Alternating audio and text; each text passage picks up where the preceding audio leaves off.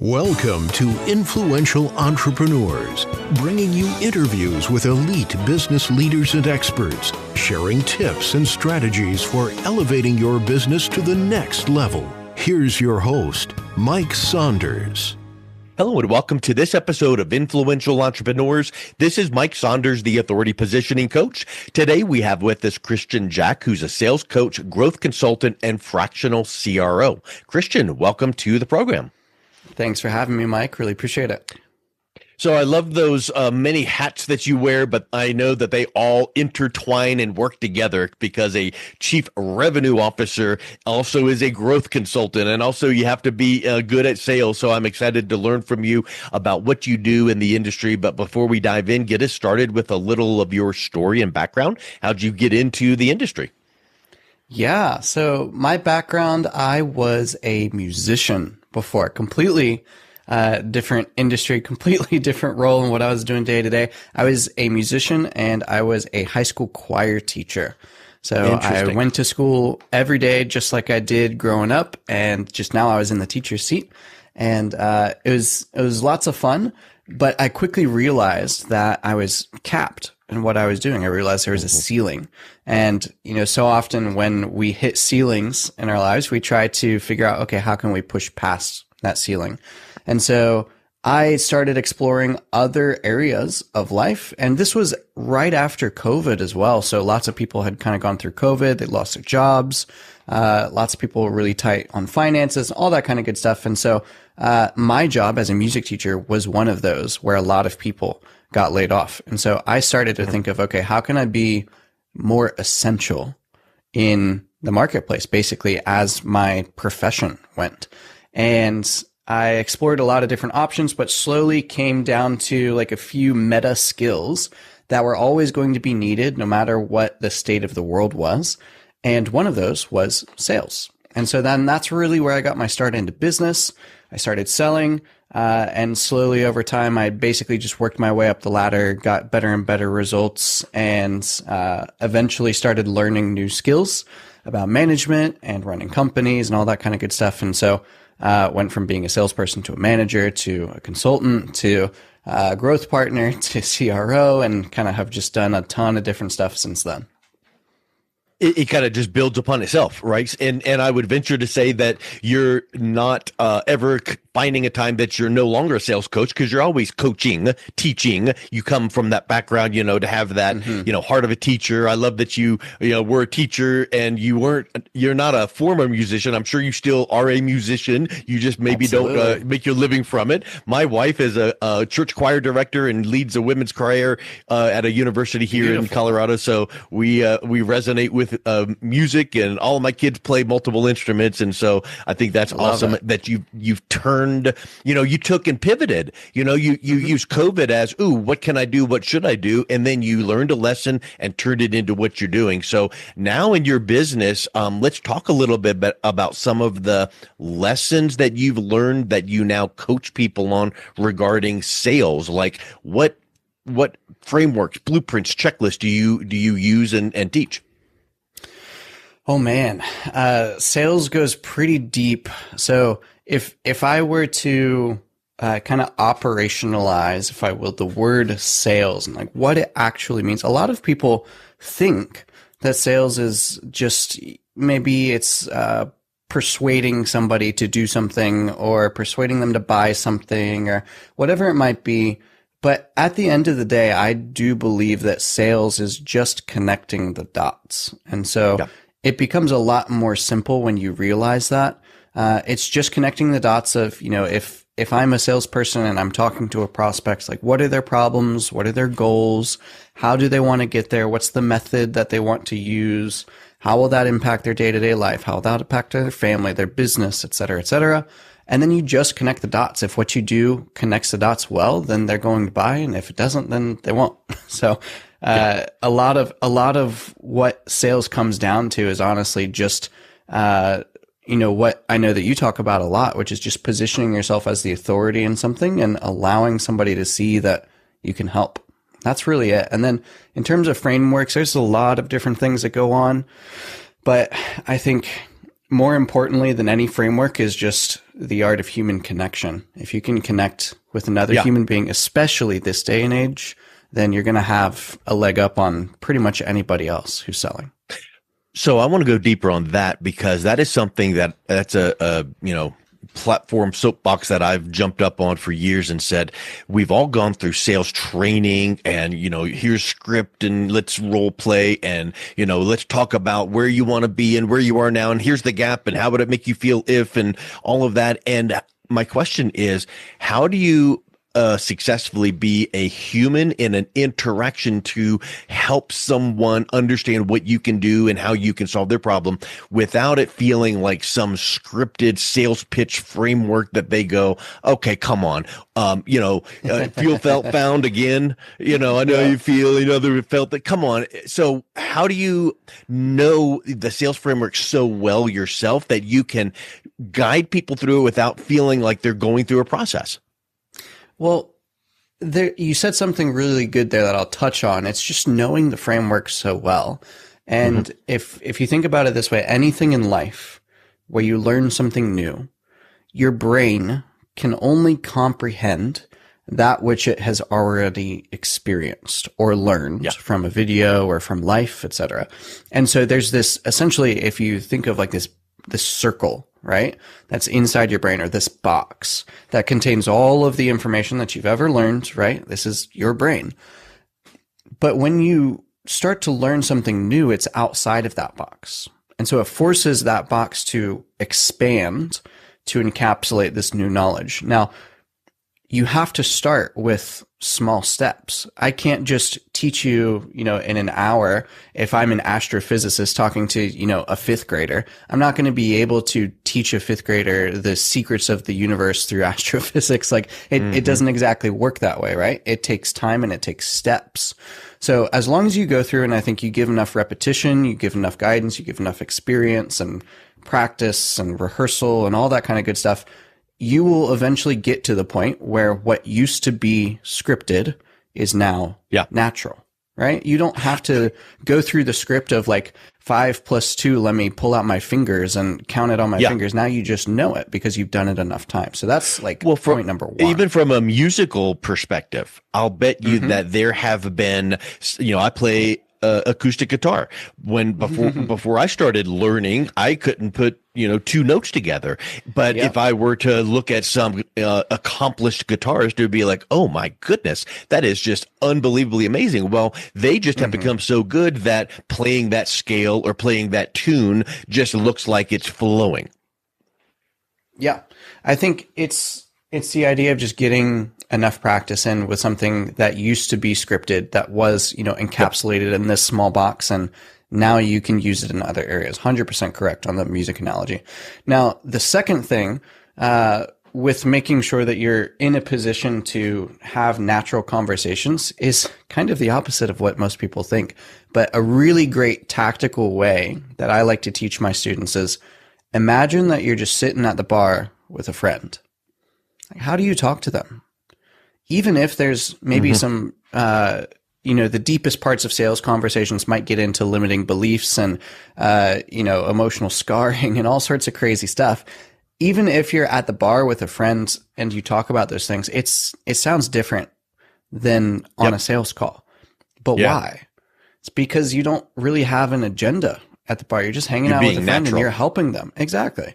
And so I tell my students all the time to just not just go to the bar to drink, right? But go and meet people out in the real world and have real conversations with them that aren't, pressured by the sales context of having to close the deal in order to, buy bread for the next month. And the more that you do that, the more natural you'll get on sales calls because you will just naturally start bringing that energy and that vibe into it. And it gets into a lot of nonverbal communication and all sorts of crazy stuff there. But hey, have you ever heard of the 9-word email concept? Yes, I have. It's fantastic. Yeah, like a lot of things in business, one person gets it from another person and swipes it, adapts. I remember it hearing from Dean Jackson, from Joe Stumpf and By Referral Only and all of that. But the concept simply is don't do some long drawn out 19 paragraph email. Do a quick, it doesn't have to be 9 words, but it's like a quick, like, hey, are you still interested in bop, bop, bop, bop, bop? Let me know. And when I describe that to people, sometimes to my clients, I'll say, hey, if you, and it's exactly what you're saying about talking to someone at a bar naturally. If you emailed someone and wanted to say, hey, you want to go see a movie this weekend, you would not create a header image for the email. You would not create 19 paragraphs with call outs and links, and you would just email them and go, hey, do you want to go see that movie this weekend? Yeah. And so I think that's what you're saying is know your stuff enough to know where maybe pain points are, or selling the features, not the futures, not the features, all of that kind of thing. But you start wording it into just conversational tone. I think that gets really hard. That's an art form. It is, which is really interesting because you already do it with your friends on a daily basis. Why is it hard in a sales context or in a business context? It's so interesting. Because you know that there's so much at stake, and I think that's, and I think one of the hardest things for a salesperson to do is, being strategically silent, asking really strategic questions and then letting it sit and just letting someone, ruminate on that question and then answer it, and not just being blah, just talking all the time. And that that gets into psychology. And I know that you are really big into the psychology of persuasion. So what are some of the, obviously this is a 3-day masterclass concept that you would, teach for a long time, but what are some of the 30,000 foot views that you take on the psychology of persuasion? Man, if we're getting purely into psychology, one of the things that I really enjoy is putting things into models and into boxes that I can understand, right? And one of my favorite ways to think about psychology, if you will, in terms of persuasion, is thinking of it in like 6 main doors, if you will, or if maybe let's talk about if it's like a slider, right? Like a little, you got an electronic device, you're sliding the volume, maybe left to right. There's 6 main categories that you really want to put some attention on if you're persuading someone. Number 1 is focus. If you don't have the prospect's focus, there's not going to be much that gets done on that meeting, right? Same thing in marketing. If you don't have the lead's focus, then there's nothing else that can happen because they're focused on other things. There's other priorities. The next slider that you want to really be able to turn up, if possible, is suggestibility. This is basically somebody's acceptance and action on a suggestion that you give to them. And there's lots of different tactics there, but we'll skip over that for now. Next up is compliance. Basically the timeline between when you give that suggestion and when they actually elicit a response to it and actually act on that story or act on that suggestion. You got openness next, which is, somebody sharing things that maybe they wouldn't normally share. Connection, the gut feeling of like liking and trusting somebody. Lots of people think of this as rapport. And then the last slider is expectancy, the ability to visualize what's going to happen in the future. If you can take those 6 categories, focus, suggestibility, compliance, openness, connection, expectancy, if you can take those and basically just turn each one up by even just one small notch, you're going to be so much more successful in sales because it's just working with human behavior and the way the brain likes to operate. Yeah, I think it is. I just am a big fan of the psychology of whatever, marketing, or the psychology of business, the psychology of, money, because we really do have those things that we are ingrained in us that was like, well, why did I do that? It reminds me of the book, I'm sure you've read it, by Dr. Robert Cialdini, Influence, and then his most recent work, Persuasion. Well, so many times, that example in the book about the waiter or the waitress that, asked for the tip, you don't really ask for the tip, but they give such good service that they want to get better tips. And when they would put one piece of candy down, tips would go up. Or when they would walk away and then come back a second later and go, oh, hey, by the way, I just wanted to thank you guys for coming in. Here's 2 pieces of candy. That showed a little bit more, and it was just so neat just to see how those little tiny things. And too many times I think that we feel like it's got to be some big to do. And it's a series of, it's like Darren Hardy says in The Compound Effect, it's like the 1% change here, 1% change there that really brings those big changes. And don't discount the fact that, there's a psychology in how you are working with and interacting with people. Can I tell you a funny story? So I was at an expo recently. I was, traveling around. I think it was in Orlando. We were doing a bit of networking, just meeting people, kissing babies, shaking hands. And I was walking around the expo, and just like every expo, there's a million different vendors, right? They all have their tables. They all have their different ways of attracting people to come over to their booth. And some of them were pretty darn expensive. Lots of them were really big to-dos, as you said, trying to get people to come over to their booth. And then there was this one booth that was kind of in the corner. It wasn't great placement. But he actually had the most people at his booth.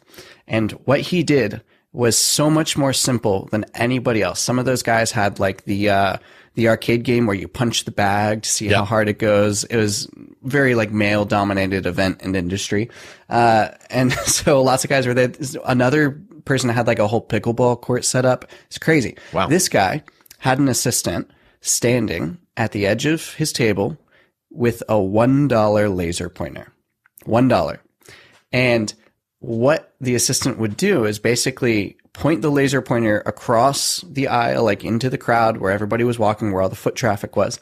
He pointed it on the ground until he got somebody's attention with it. Somebody was just like walking around, looking at their shoes, and then they saw this laser pointer on their shoes, and they're like, what's that? Immediately, like that script in their brain is broken. Focus goes through the roof, straight to that dot. Even with all the other stuff going around in the world, all their focus is on that one dot. So then the assistant started moving that dot a little bit to the left, a little bit down, a little bit closer, and basically would lead the person with that dot like a cat with, I have a cat. He chases the red laser pointer endlessly, led that person to their booth. And then the person looks up and they realize it was a way to get them over. And they loved it. They didn't even like hate it once they got there. They're like, dude, that was so smart. I love it. What else can you guys teach me about getting people's attention? It's a perfect segue. The thing that I always love hearing things like that, because I then relate it to, what really is going on in marketing. So in marketing, we have to stand out. We have to do things that are different than other people. So like the punching bag or the pickleball or the whatever, it's like, that's what everyone else is doing. They did something different to stand out. And then they weren't annoying about it. They didn't have a megaphone going, come over here. And guess what they did not do? Shine the laser in their people's eyes and annoy someone. So, and I say that, with all seriousness, because we can do something that you just described worked really well, but one little tiny difference would have annoyed people and turned them off. If you put it on their chest and they would have been like, that's an invasion of my, body, or, in the eye. Ooh, that's annoying. And that actually hurt. But they did it the right way to stand out and be unique and then draw people to them. I think that was just brilliant. 100%. It was great. I had to talk to the guy afterwards. He had some sales experience. We went on a whole rant and whole business connection from it. It was great. So once you get some of these techniques and frameworks and psychologies down, what are some of the ways that you would say to a client, an entrepreneur, okay, now we need to go into growth mode and scale? What are some of those things that you are looking for first to advise your clients on? The biggest thing that I see people missing out on is the word growth or the word scale is a really hot topic, and people love it, right? It's a total buzzword. But what happens is almost, I know your audience is a lot of, financial planners and such. Let's take, if you set out the plan that you use for somebody who's, let's say running a $20 million year business, they're bringing in like 50% profit from it to their own take home, and they have their whole financial strategy there.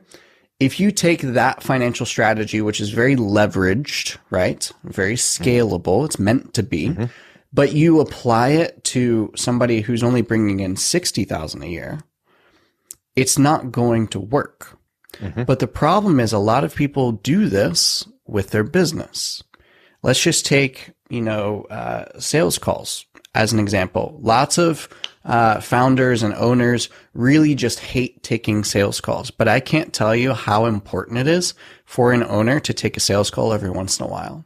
And there's so many reasons behind it, but it's the overarching idea that I'm trying to get across is there's no point in leveraging or trying to scale past where you are right now. There's a problem. There's a main constraint. There's a main roadblock in your way from getting to the next level right now. And that's the only thing that you need to solve right now. You don't need to focus on all these other million different things. Like if you don't have leads coming through the door who are hot, ready to buy, then you have a problem that you need to fix.